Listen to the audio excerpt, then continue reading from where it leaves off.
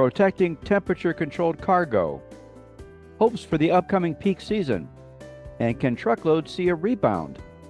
Pull up a chair and join us as the editors of DC Velocity discuss these stories, as well as news and supply chain trends on this week's Logistics Matters podcast. Hi, I'm Dave Maloney. I'm the Group Editorial Director at DC Velocity. Welcome. Logistics Matters is sponsored by DHL Supply Chain. Where can supply chain professionals go for the latest news and insight? DHL's All Business, No Boundaries podcast is a collection of supply chain stories by DHL Supply Chain, a North American leader in contract logistics. Check out DHL Supply Chain's All Business, No Boundaries podcast, available at dhl.com/ABNB podcast or wherever you get your podcasts. As usual, our DC Velocity senior editors Ben Ames and Victoria Kickham will be along to provide their insights into the top stories of this week. But to begin today, summer will soon be wrapping up, but the heat of summer will still be around for a few more weeks yet, at least. Too much of that heat can destroy many products while they're in transit. So how can we protect temperature-controlled cargo? We have some tips today. Here's Victoria with this week's guest. Victoria? Thanks, Dave. Our guest today is Scott Cornell, Vice President of Transportation at Travelers. He's here to talk with us about how to keep temperature-controlled cargo safe during these hot summer months, as well as some other recent cargo-related issues. Welcome, Scott. Hey, thanks for having me today. Great to be here. Thanks so much for joining us. So I'll just start out by saying keeping cargo safe in transit is an important issue no matter what you're hauling, but temperature-controlled cargo seems to require a bit of extra care. How important is this issue, especially given some of the record-setting temperatures we've seen across the country this summer? Well, it's critical because a lot of temperature-controlled loads are things that we use or consume every day, right? So you're talking about perishable goods, and that can be food, beverage, pharmaceuticals, things like that. And it's very important for those things to be shipped at the temperatures that they're supposed to be shipped at, and for those temperatures to be maintained consistently across the supply chain and across their journey, wherever they're coming from. And as you mentioned, it's summertime. So, Luke and I, when we talk about it, I was saying, hey, if you're leaving California, midsummer, that's hot. And then you go to Arizona, that's hotter. And then you go to New Mexico or Texas, and it's not like you get much relief in those states. So, it's hot to hot to hot, right? Yep, makes sense. So what are some of the things that can go wrong when transporting temperature-controlled cargo? Sure. Well, if it passes out of temperature, so let's take some examples that we've already started talking about. Pharmaceuticals, consumables, think about things that are important pharmaceutical-wise to keep at a specific temperature. If those things pass out of temperature, whatever temperature it is they're supposed to be transported at, and that can be different for all different medicines and everything like that, it can ruin the effectiveness of the medication. It can potentially make the medication not safe to take. So there's some real risks there. If you talk about food and beverage, let's think about frozen meats, frozen seafoods, things like that. We all know if chicken passes out of its temperature, you can develop bacteria. Same thing with meats and seafoods. So it can make these things, not safe to eat, not safe to consume. And it's not just thawing out. I think a lot of people often, immediately think, well, it got warm. Well, sometimes it'll freeze. And so it goes from a temperature where it's not supposed to be frozen, it will freeze, and then as it continues on the journey, it will thaw out again.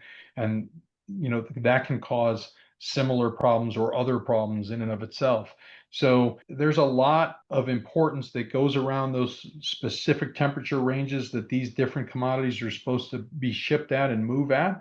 And it's not a simple task to maintain those temperatures all across the country, especially at a time of year like this, like we're in right now. So what can carriers and drivers do to keep cargo safe? Can you offer any sort of tips or best practices for, like you said, being consistent, maintaining the temperature? Absolutely. Pre-trip inspection, right? And conducting a thorough inspection of the refrigeration unit, and the trailer before loading. Are you comfortable that all the equipment is functioning properly and that there's no leaks, no damage? Has the preventive maintenance been done? regular maintenance of these units. And sometimes, listen, we talk about this often on various topics when it comes to the supply chain. The supply chain is all about moving goods quickly and efficiently. And so the one thing you never want to sacrifice is that, hey, we need to have a downtime day for this unit so that we can do the proper maintenance and the regular maintenance, because that day you take to do that regular maintenance or that preventive maintenance could prevent 2 or 3 days of downtime if you have a breakdown and you have some spoilage or some lost cargo. One of the things that our risk control team will talk to our clients about a lot is pre-trip cooling. Our Craig Leinauer from our claim team has talked about this quite often. Don't put cold, already temp controlled cargo in a warm trailer. That trailer needs to be pre-cooled so that that refrigeration unit is not playing catch up, trying to get the trailer up to or down to the right temperature for that freight that is already coming out of cold storage somewhere at 20 degrees, right? Make sure that trailer is already cooled so that it's easier to maintain. You want to maintain temperature. You're not trying to get it at temperature. You want to maintain temperature. Make sure that you have a good system in place for temperature monitoring, right? Use reliable temperature monitoring systems to continuously track the cargo's temperature, set alerts for any deviation from the required range. A lot of these units now, the more modern units, the temperature can be remotely monitored. So you not only have the driver keeping an eye on it and checking it at the stops, but also you have dispatch or somebody at the main company that's helping to monitor that. Proper loading practices, make sure the cargo is loaded in a way that allows for adequate circulation of the cool air all around the freight, because you want to have consistency of temperature. If you pack it too close to the ceiling and the cool air can't pass over the freight and down around the sides, you might get warm goods on top, cold goods on the bottom, things like that. Always have a plan in place for delays. I think this is something that doesn't get talked about enough, right? Take into account the potential for delays along the route. And that can have to do with anything. It can have to do with traffic, it can have to do with construction, it can have to do with weather, but have consistency in your plans to a place to manage the temperature or control the temperature during unexpected stops or traffic jams or delays, things like that. Make sure you have good training and awareness. Sometimes the temperature issues come from missetting of the temperature, missetting of the unit. And sometimes that can be the driver, sometimes it can be somebody else, but make sure there's good training and awareness around that. Stay informed about best practices for handling the temperature sensitive cargo. Regular training will help the drivers understand the importance of maintaining the temperature integrity. So really think that always training your frontline staff is critical for anything, whether it's temp related or anything else. And then the last thing, good communication. Maintain open communication with your dispatch and your shippers. So if any issues arrive, you can report them immediately, and you can all work together to find solutions before the cargo becomes compromised. So if that means getting, knowing along the way different repair facilities or companies that you can call to do repair, or where the driver is going to be able to take it to put it in cold storage while the unit's being repaired, things like that. Kind of have that prepared and make sure you're communicating that well with your business partners and your drivers. I wanted to ask you about technology and how that can help. You mentioned remote monitoring a little bit. Can you talk a little bit about that, a little bit more about that, and how can technology help in other ways? Well, I think it's particularly great for the remote monitoring, right? Because now you have two eyes on, at least two sets of eyes on. You not only have the driver, and I do really, I've always said this. I think for anything in the supply chain, drivers are our first and best line of defense against anything going wrong, right? I think drivers do take a lot of pride and responsibility in what they do. So I think, you always have the driver monitoring that. But the drivers are driving, right? And then when they're not driving, they're taking their breaks and things like that. So I think with some of this new technology, the ability for dispatch or somebody else at the company to remotely monitor these temperatures, and I've seen a lot of companies that have a room where all this stuff is up on screens and they can monitor the temperature of all these loads and get alerts. So I think that is all a great benefit. Those advancements in technology are very beneficial to the efficiency of it, the effectiveness of it. So not only monitoring of the temperature, but there are some really smart technologies coming out there that can tell you when a part's going to fail, or that a part is likely to fail, or that a part has had, too long of usage or too long a life and it needs to be replaced. So I think we're going to continue to see advancements in that type of technology as well, There's some of that coming out now that I think is really neat. It'll be interesting to see where that technology goes as well. Yeah, that does sound interesting, all that preventive maintenance kind of stuff. On a separate but related topic, I wanted to ask you about the Transported Asset Protection Association recently released its 2025 Freight Broker Security Standards. Can you sort of, just briefly encapsulate what these standards are and why they are important to the industry? Yeah, TAPA is the industry leading organization. It's a nonprofit organization that creates supply chain security standards across the industry. The freight broker security requirements came out, I think it was July 15th. We launched those. I'm honored enough to currently be serving as the chair for the TAPA Americas chapter, and we're really proud of these. These really set out, in a time when cargo theft is through the roof, and specifically strategic cargo theft, which is what targets freight brokers. These standards lay out a soup to nuts approach to at least a minimum of best practices that freight brokers can use to make sure that they're doing business with who they think they're doing business with, how to properly vet carriers, how to manage security with your shippers, how to manage security across all your different business partners, different resources that you can use to do that. And TAPA provides the education for those companies that want to get certified. And then we have independent audit companies that will audit those companies and give them that certification level.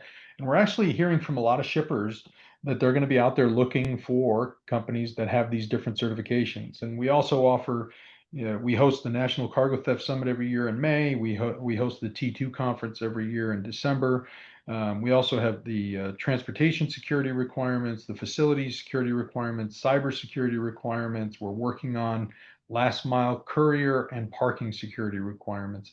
So great organization, again, nonprofit, really out there leading the industry and providing these types of resources. Thank you. Yeah, I know that cargo theft is surging this year in particular and recently as well. We've talked a lot about it, so thank you for weighing in with that, as well as on this temperature controlled cargo issue. Scott, we really appreciate your expertise, so thank you. I've enjoyed it. Thank you for having me.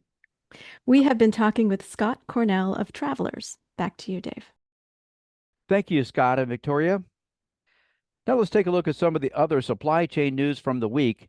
And Ben, with peak season just about to start, you wrote a story this week about the confidence level that supply chain professionals are having with their fulfillment systems as we approach this critical period of the year. Can you share what you found out? Yeah, I'm glad to. We're recording this episode as we head into the Labor Day weekend. Most people see that as the end of summer or a nice extra day off. But of course, as you said, in supply chain, it means we're right around the corner from peak season.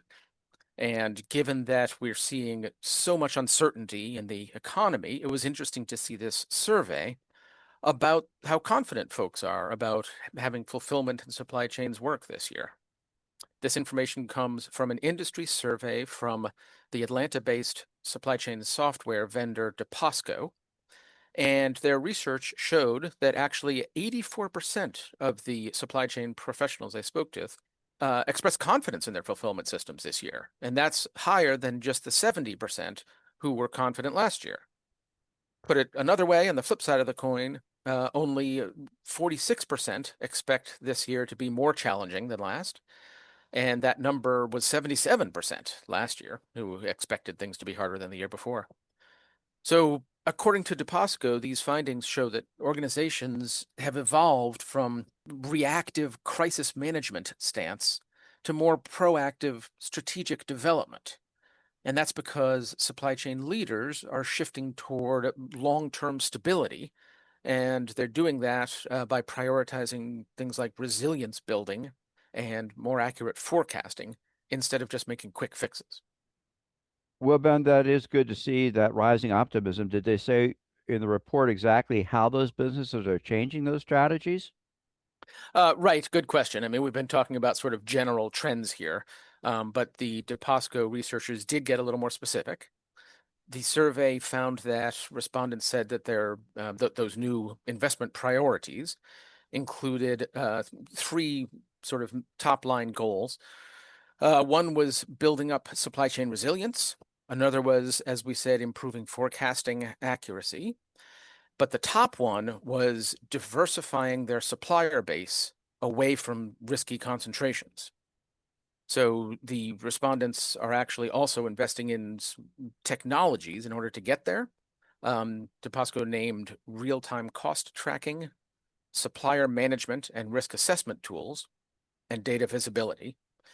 And finally, another critical area that they're working on is workforce management. And respondents said that their strategies have shifted over the past year toward more what they call multifaceted approaches rather than simply hiring more people. So more specifically, 88%, almost all of them, are cross-training their existing workers to get more flexibility, and just slightly fewer are hiring seasonal workers earlier than last year to ensure they have adequate training time. And about the same number are increasing their compensation, their pay rates, to attract and retain quality talent.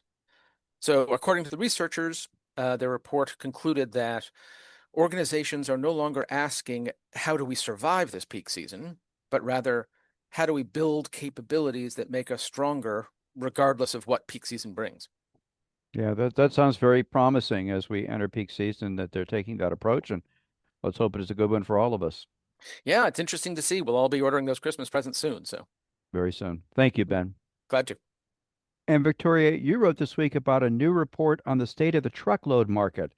How's it fared so far this year, and what's being predicted for the rest of 2025? Well, conditions in the truckload freight market have remained stable this year, but coming peak season shipping activity is likely to test that stability. And this is according to some recent data from freight brokerage RXO, which released its latest quarterly curve report earlier this month.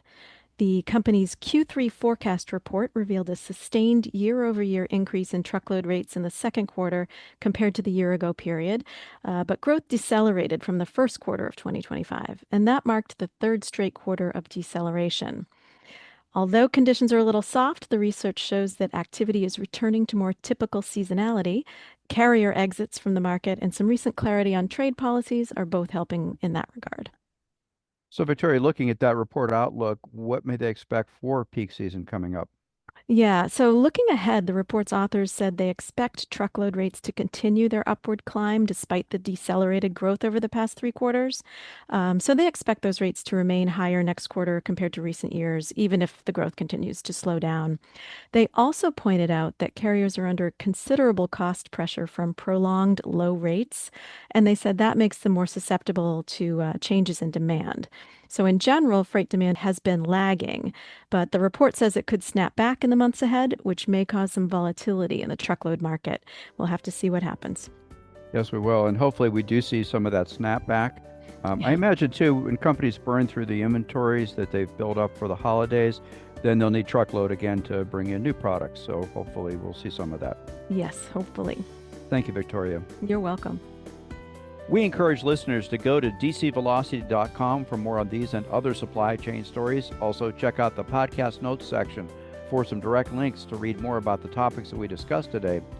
And we'd like to thank Scott Cornell of Travelers for being our guest. We welcome your comments on this topic and our other stories. You can email us at podcast@agilebme.com. We also encourage you to subscribe to Logistics Matters at your favorite podcast platform. Our new episodes are uploaded on Fridays.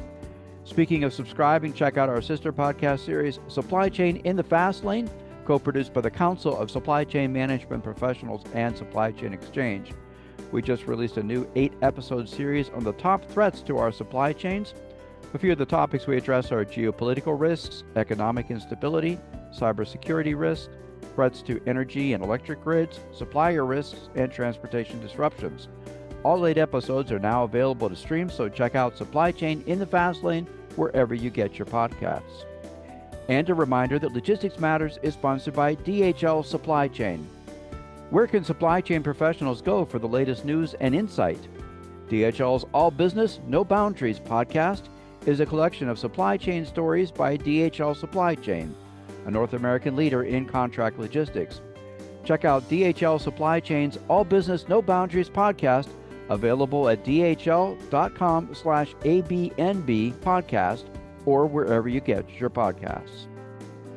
We'll be back again next week with another edition of Logistics Matters. Be sure to join us. Until then, have a great holiday weekend.